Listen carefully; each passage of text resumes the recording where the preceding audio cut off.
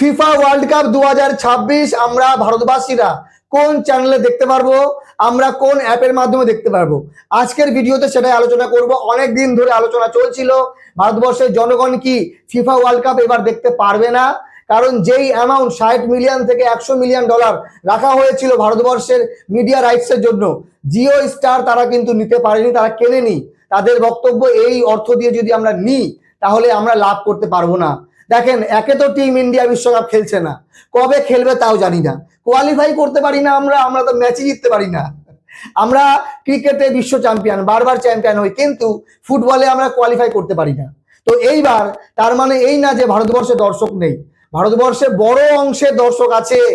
অন্যান্য দেশে যারা ফুটবল বিশ্বকাপ খেলছে তাদের অত জনসংখ্যা নেই যে পরিমাণ দর্শক আমাদের দেশে আছে। তো সেই সকল দর্শকদের জন্য আনন্দ সংবাদ, জি এন্টারটেনমেন্ট মিডিয়া তারা 332 কোটি টাকা দিয়ে ফিফার সত্ত্ব কিনেছে।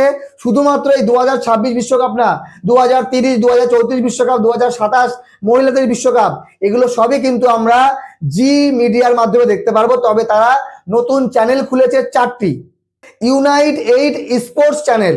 তো এই চ্যানেল আমার 4টি আছে, 2টি হিন্দি, 2টি ইংরেজি। তো আপনারা হিন্দিতে কমেন্ট্রি শুনতে পারবেন, দেখতে পারবেন, এবং ইংরেজিতেও।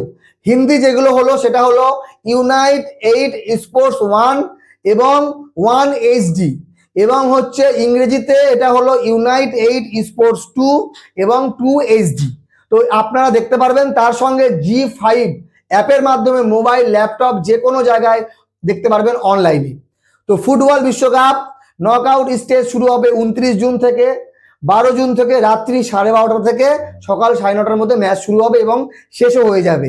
বেসিক্যালি বিষয় হচ্ছে যে আপনার প্রিয় দলের যদি আপনারা ম্যাচ দেখতে চান তাহলে আপনাদের ঘুমোলে চলবে না, আপনাদেরকে রাত জাগতে হবে। রাত্রি 12:30, 1:30, 3:30, 6টা, 7:30, 9:30 এইরকম টাইম দেওয়া আছে বিশ্বকাপে।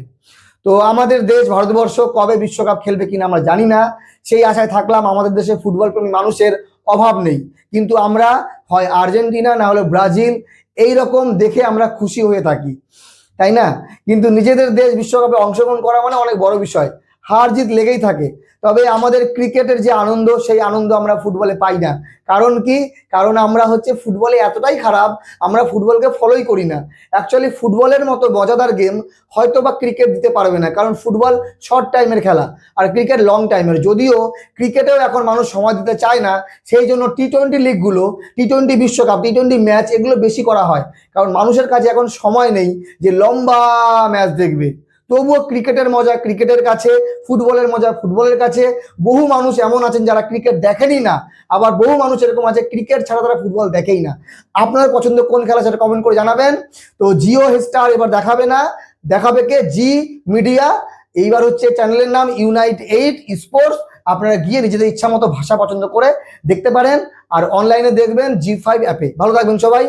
কারা চ্যাম্পিয়ন হবে কমেন্ট করে জানাবেন। ধন্যবাদ।